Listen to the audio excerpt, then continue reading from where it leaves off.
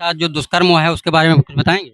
और उसके लिए हम सरकार से मांग करते हैं कि जो भी अपराधी हों उनको फांसी का सजा हो, फांसी का सजा होना चाहिए। निश्चित तौर पे। अच्छा, क्या नाम है भैया आपका? नीरज शर्मा।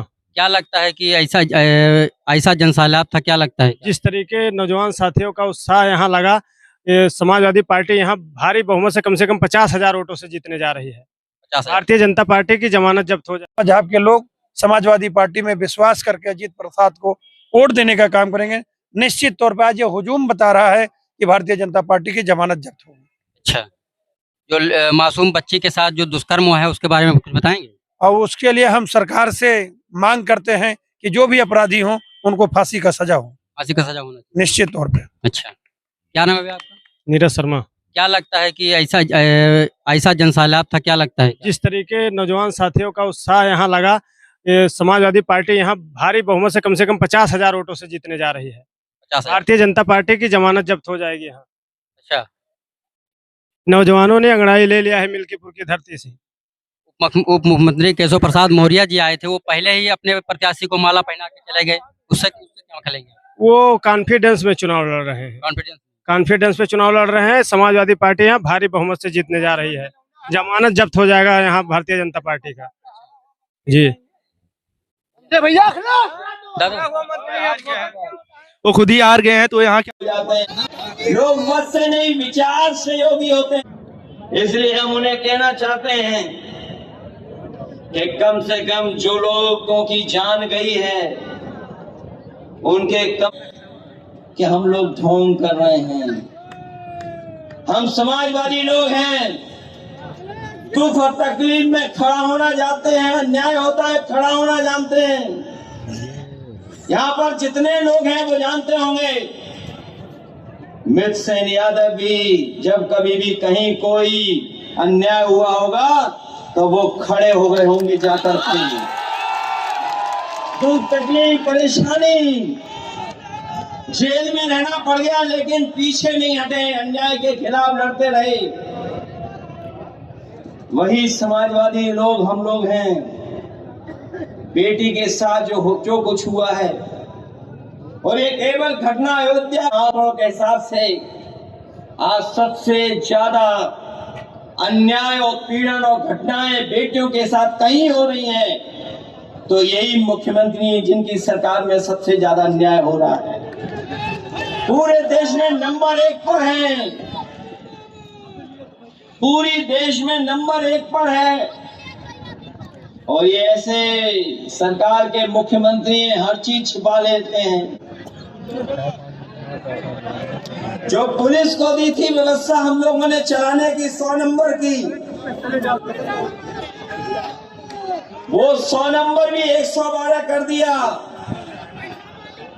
और 112 करने के बाद आप जानते होंगे, आप लोगों से हिसाब किताब होता है, तभी कुछ न्याय मिलता है, तभी कुछ कार्रवाई होती है। कई मंत्री घूम रहे हैं, लालच भी दे रहे होंगे और डरा धमका भी रहे होंगे। ये इनके चुनाव लड़ने का तरीका है। मैं ये भी जानता हूं कि ऊपर नीचे तक सब अधिकारी चेक कर लिए हैं। एक दिन मैंने तो यहाँ सरकारी लोगों को इशारा आया होगा लखनऊ से कि जो एक्स पे लिखा है वो एक्स पे ऐसा लिखा है, इसका जवाब आप दीजिए। सुनने में आया कि यहाँ पर आए थे हमारे मुख्यमंत्री जी, वो 9 बार तो आए हैं और लगभग 9 मंत्री भी भेजे हैं और लगभग 9 मंत्रियों से गुप्त बैठक भी कराई है कि प्रधानों को कैसे डराना है, कोटेदारों को कैसे डराना है। हमारे शिक्षक भाई हैं, उनमें भी उन्होंने ऑर्डर एक साथ नहीं किया, जिनकी ड्यूटी लगी उनको ऑर्डर एक साथ नहीं किया, सुनने में आया एक एक कर करके ड्यूटी दी है। बीएलओ पहले ही हटा दिए, पर्ची भी छीन ली गई, पर्ची नहीं दी गई। ये बताओ ये कौन सा लोकतंत्र चल रहा है जिसमें इस बात की घेराबंदी चल रही है कि हम समाजवादी लोग वोट न डाल पाए। ये सब किसके इशारे, ये किसके इशारे पर हो रहा है? बैठे हैं ये लखनऊ में बैठे हुए ऑर्डर कर रहे हैं, वो जानते ही नहीं हैं हम परिवार वाले लोग पूरे के पूरे सबको परिवार मानते हैं। अगर किसी ने परिवारवाद की शुरुआत की है तो मुख्यमंत्री जी ने खुद शुरुआत की है, और उनके मामा गोरखपुर में नहीं होते तो योगी जी भी उत्तर प्रदेश में नहीं होते। ये बात पता है आपको कि नहीं पता है? सुनने में आया है कि उन्हें हमारे गांव की जानकारी पूरी है। मैं जब लखनऊ से चला तो गूगल करना भी नहीं जानते हैं। इतना टाइप कर दें कि हैशटैग महाकुंभ भगदड़, उन्हें पत्रकार और अखबारों की जानकारी से नहीं, उस सोशल मीडिया से पूरी जानकारी मिल जाएगी कि आखिरकार सच्चाई क्या थी, कितनी भगदड़ मची, कितने लोगों की जान चली गई, न जाने कितने लोगों की चप्पल छूट गई, कपड़े छूट गए, और जो सामान छूटा आप कल्पना नहीं कर सकते हो। उसको जेसीबी से उठा करके ट्रॉली में भर करके उन्होंने फेंकने का काम किया। होंगे आनंद सैन जानते होंगे, यहाँ के लोगों की जब कभी तकलीफ परेशानी हुई वो सरकार के सामने गिड़गिड़ाते रहे, रोते रहे, लेकिन सरकार ने कभी मदद नहीं की। हमारे अयोध्या के नेता यहाँ से लेकर के वहां खड़े वो जानते होंगे। मैंने एक बार वीडियो देखा कि एक बहुत सम्मानित प्रतिष्ठित बुजुर्ग अपने पूरे कपड़े उतार करके सरयू नदी में खड़े हो गए और उन्होंने अपने जनेऊ की कसम खा करके कहा कि मैं वोट बीजेपी को नहीं दूंगा, मैं अपना वोट नहीं दूंगा, बेटे को नहीं दूंगा, और बेटे के बेटे को कह के जाऊंगा कि बीजेपी को वोट नहीं दूंगा। तो याद कीजिए, पवन पांडे उन परिवार के लोगों को मैंने बुलाया था। वो लोग एयरपोर्ट में जमीन देना चाहते थे, क्यूटो बनाना चाहते थे। गूगल कर लेना क्यूटो और बनारस की गलियों को पता कर लेना। उन्हीं से सीख करके हमारे जो लखनऊ वाले हैं कि 5 सितारा होटल तब बनता है जब उसके अंदर बार हो। यहाँ खड़े लोग हैं, यही तो सरकार कहती है कि हम अयोध्या में 5 सितारा होटल बनाएंगे। सितारे तभी होटल को मिलते हैं। वीडियो में देख लीजिए, अपने सीने पे उसने राष्ट्रीय अखिलेश यादव जी का तस्वीर बनाया हुआ है, गुदाया हुआ है, गुदना से गुदवाया हुआ है।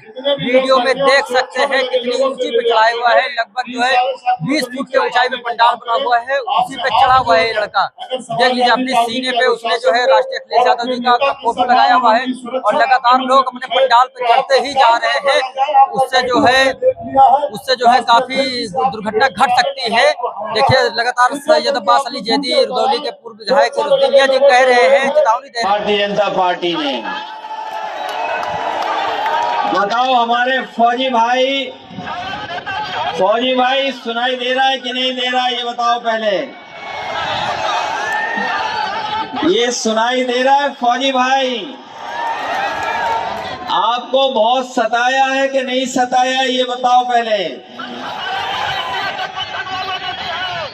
ये वो लोग हैं, ये वो लोग हैं जो भारतीय जनता पार्टी से सताए हुए लोग हैं। इनकी नौकरी छीन ली, लेकिन ये नौजवान अपनी वर्दी पहन करके अभी भी न्याय की लड़ाई लड़ रहा है। में आकर के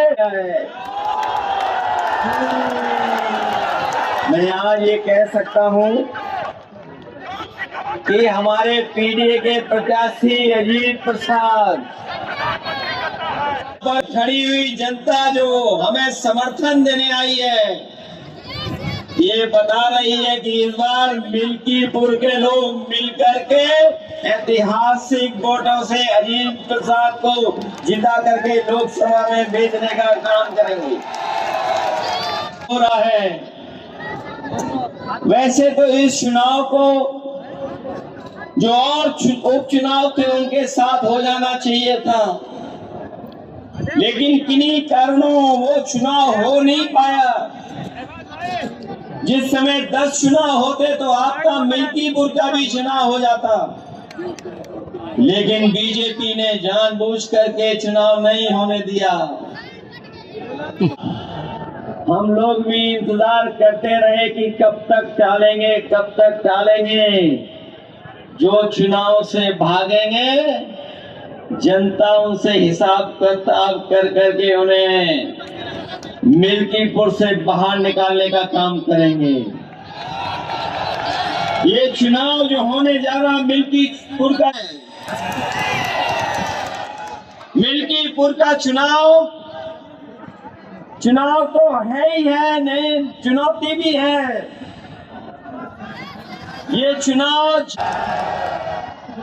ये चुनाव मतदाताओं में और प्रशासन के बीच में चुनाव होने जा रहा है। न केवल बल्कि आने वाले समय में थे, एक तरफ तो जीत का उत्साह था, जीत के उत्साह के साथ साथ आपके सांसद अवधेश प्रसाद जी से सब लोग मिलना चाहते थे। मैंने तो कई मौकों पर, कई जगह पर लोकसभा के आसपास सांसदों को चलते हुए, कुछ लोगों को सेल्फी तस्वीर जब से आगे बैठाने लगे हैं, कई लोगों को बहुत सारे अलग अलग तरह के दर्द उठ रहे हैं। उन्हें समझ में नहीं आ रहा कि क्या कहें, उन्हें समझ में नहीं आ रहा है। उनके वो भटक पत्रकार और जो एस्ट्रोनॉमी को समझते होंगे, नक्षत्रों की जानकारी रखते होंगे, वो जानते होंगे हर कुंभ 144 साल बाद ही होता है। कुंभ जो हो रहा है और ये जो हमारे मिलने का, एक दूसरे के साथ खड़े होने का जो मिलन का कुंभ है, ये एक बार फिर सांप्रदायिक राजनीति को हमेशा हमेशा के लिए खत्म करने का काम करेगा। याद होगा हमारे साथियों को, जिस समय अयोध्या का परिणाम आया था, ने समाजवादी पार्टी और अवधेश प्रसाद जी को जिता करके हमेशा हमेशा के लिए सांप्रदायिक राजनीति को खत्म करने का काम किया। ये जो सांप्रदायिक राजनीति का जो रास्ता था, वो अगर किसी ने खत्म करने का काम किया तो वो हमारे अयोध्या और अयोध्या धरती के लोगों को मैं धन्यवाद देना चाहता हूं, उनका आभार प्रकट करना चाहता हूं। ये जो कभी आंकड़े देती है कि इतने करोड़, 30 करोड़ से ज्यादा लोग स्नान कर चुके हैं, जब ऐसा कभी नहीं हुआ था, ऐसा कभी नहीं हुआ, और जब कभी भी हुआ है तो उस समय की सरकारों ने स्वीकार किया है। ये पहले मुख्यमंत्री हैं जो सच्चाई को स्वीकार नहीं कर रहे हैं। कहते हैं कि हम 3 बजे से उठ करके इस पूरा इंतजाम देख लेते हैं, आने का इंतजाम किया है। वो सोचिए कुछ करोड़ लोगों के सही से स्नान भी नहीं करा पाए। सीताराम। लेकिन हम उन तमाम लोगों को बधाई देना चाहते हैं कि तस्वीर लेकर के मोबाइल पर घूम रहा है कि उसके पिताजी मिल जाए, कोई बता दे कहां है, लेकिन अभी भी सरकार बताने के लिए तैयार नहीं है। बताइए आप, क्या यही सरकार जो 100 करोड़ के इंतजाम के साथ खड़ी थी, वो कुछ करोड़ लोगों को स्नान भी नहीं करा पाई और आज भी मरने वालों के आंकड़े सही नहीं दे पा रही है, उन लोगों की भी जानकारी नहीं दे पा रही है। मैं इस मौके पे कहना चाहता हूं